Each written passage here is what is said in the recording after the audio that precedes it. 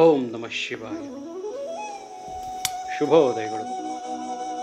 ಗುರುಸೇವಕನ ನಮನಗಳು.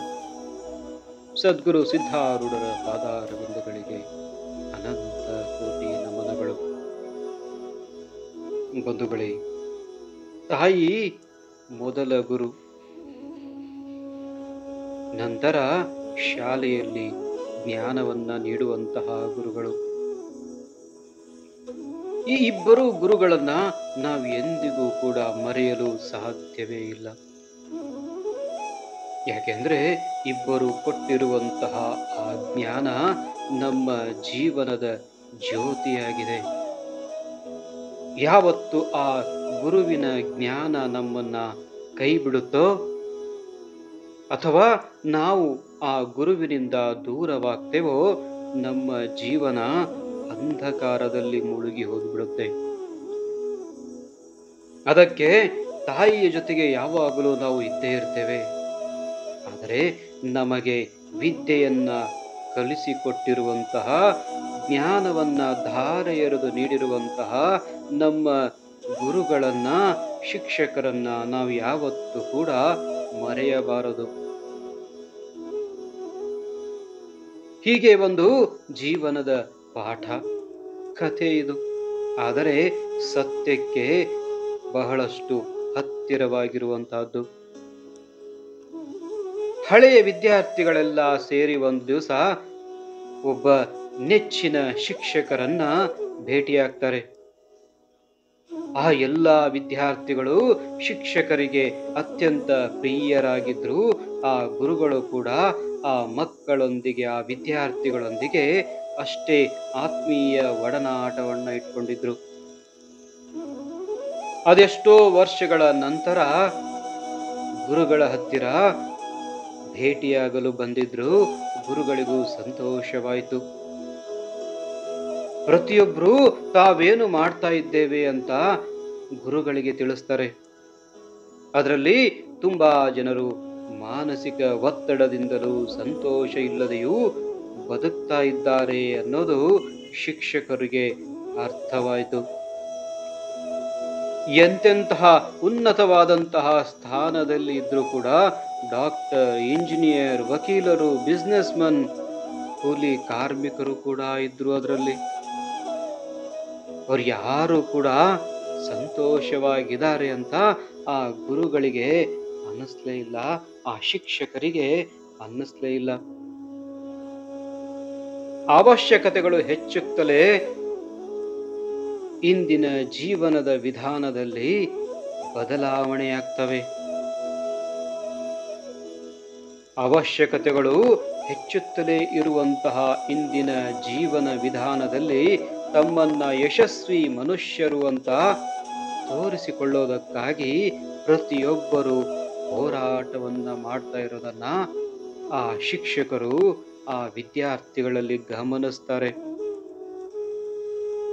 ಶಿಕ್ಷಕರು, ಗುರುಗಳು ಏನು ಮಾತನಾಡದೆ ಎದ್ದು ಒಳಗಡೆ ಹೋಗ್ತಾರೆ. ತಾವೇ ಸ್ವತಃ ತಮ್ಮ ವಿದ್ಯಾರ್ಥಿಗಳಿಗಾಗಿ ಟೀ ಮಾಡ್ಕೊಂಡು ಬರ್ತಾರೆ. ವಿಶೇಷ ಅಂದ್ರೆ ಟೀ ತೆಗೆದುಕೊಂಡು ಬಂದಂತಹ ಕಪ್ಪುಗಳು ಕೆಲವೊಂದಿಷ್ಟು ಬೆಳ್ಳಿಯದಿತ್ತು, ಪಿಂಗಾಣಿಯದಿತ್ತು, ಪ್ಲಾಸ್ಟಿಕ್ ಕಪ್ಗಳಿದ್ದವು, ಪೇಪರ್ ಕಪ್ಗಳಿದ್ದವು, ಸ್ಟೀಲ್ ಗ್ಲಾಸ್ಗಳಿದ್ದವು. ಹೀಗೆ ಬೇರೆ ಬೇರೆ ಕಪ್ಗಳಲ್ಲಿ ಅವರು ಟೀ ತುಂಬಿಕೊಂಡು ತೆಗೆದುಕೊಂಡು ಬಂದು ಅವರಿಗೆಲ್ಲರಿಗೂ ಕೊಡ್ತಾರೆ.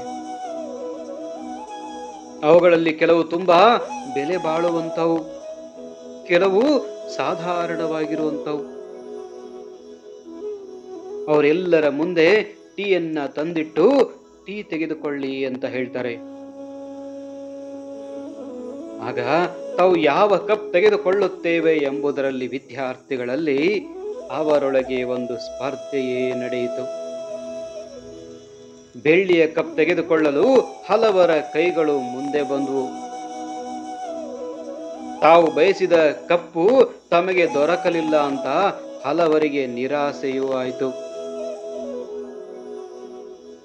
ಇದನ್ನ ಗಮನಿಸಿದಂತಹ ಆ ಶಿಕ್ಷಕರು ನಗುತ್ತಾ ಹೇಳ್ತಾರೆ, ವಿದ್ಯಾರ್ಥಿಗಳಿರ, ನೀವು ಯಾವ ಕಪ್ಪಿನಲ್ಲಿ ಟೀ ಕುಡಿದರೂ ಒಂದೇ ಅಲ್ವೇ? ಆ ಟೀಯನ್ನೇ ಅಲ್ವೇ ನೀವು ಕುಡಿಯೋದು? ಆದರೂ ಕೂಡ ನಿಮ್ಮಲ್ಲಿ ಹಲವರಿಗೆ ಬೆಲೆ ಬಾಳುವ ಸುಂದರವಾದ ಕಪ್ಗಳಲ್ಲಿರುವ ಟೀಯನ್ನೇ ತೆಗೆದುಕೊಳ್ಳಬೇಕು ಅಂತ ಅನಿಸ್ತು. ಅದಕ್ಕಾಗಿ ಸ್ಪರ್ಧೆಯನ್ನೇ ಮಾಡಿದ್ರಿ,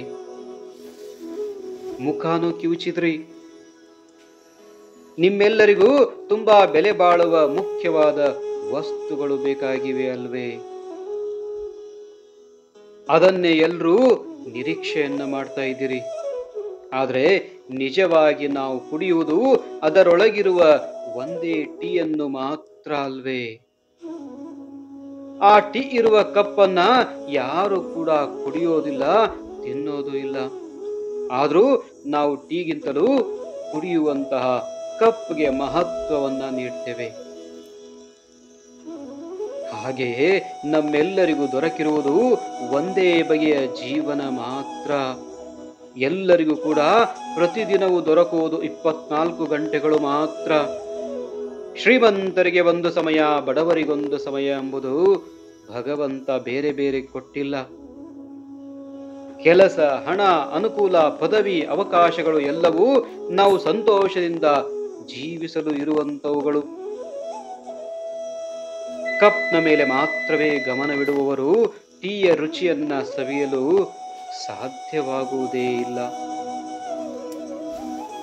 ಯಶಸ್ವಿ ಜೀವನ ನಡೆಸುವುದಕ್ಕಿಂತಲೂ ಸಂತೋಷಕರವಾದ ಆನಂದಮಯವಾದ ಜೀವನ ನಡೆಸುವುದೇ ಮುಖ್ಯ. ವಿದ್ಯಾರ್ಥಿಗಳೇ, ಜೀವನವನ್ನ ಅನುಭವಿಸಿ, ಆನಂದಿಸಿ, ಸವಿದು ಉತ್ಸಾಹದಿಂದ ಬದುಕಬೇಕು ಅಂತ ಹೇಳ್ತಾರೆ ಶಿಕ್ಷಕರು.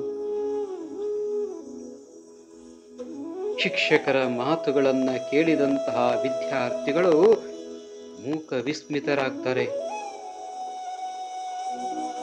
ಮತ್ತೊಮ್ಮೆ ಜೀವನದ ಪಾಠವನ್ನ ಅಂದು ಎಲ್ಲರೂ ಆ ಶಿಕ್ಷಕರ ಬಳಿ ಕಲಿತುಕೊಂಡು ಸಂತೋಷಗೊಳ್ತಾರೆ. ಇಂತಹ ಶಿಕ್ಷಕರು ಸಿಗುವುದು ನಮಗೆ ಅತ್ಯಂತ ವಿರಳ ಬಂಧುಗಳೇ. ಇಂತಹ ಆಚಾರ ವಿಚಾರಗಳಿಂದಲೇ, ನಡೆ ನುಡಿಗಳಿಂದಲೇ ನಾವು ಮಾಡುತ್ತಿರುವಂತಹ ತಪ್ಪುಗಳನ್ನ ತಿದ್ದಿ ಬುದ್ಧಿ ಹೇಳುವಂತಹ ಗುರುಗಳು ನಿಜವಾದ ಗುರುಗಳು ಅಲ್ಲವೇ? ಅಂತಹ ಶಿಕ್ಷಕರು ಇಂದು ಅತ್ಯಂತ ವಿರಳವಾಗಿರುವರು. ಯಾಕೆಂದ್ರೆ ಯಾವ ಶಿಕ್ಷಕರು ಶಿಕ್ಷೆಯನ್ನ ಕೊಡ್ತಾರೋ ಅಂತಹ ವಿದ್ಯಾರ್ಥಿ ಯಶಸ್ಸನ್ನ ಕಾಣ್ತಾನೆ.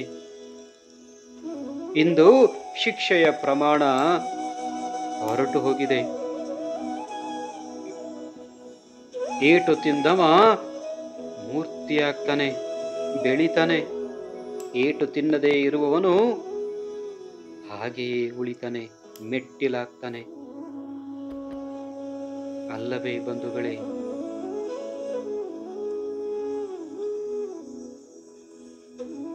ಬಂಧುಗಳೇ, ಸದಾ ಸಕಾರಾತ್ಮಕವಾಗಿ ಯೋಚನೆಯನ್ನ ಮಾಡಿ. ಶುಭ ದಿನ, ಶುಭವಾಗಲಿ ಬಂಧುಗಳೇ.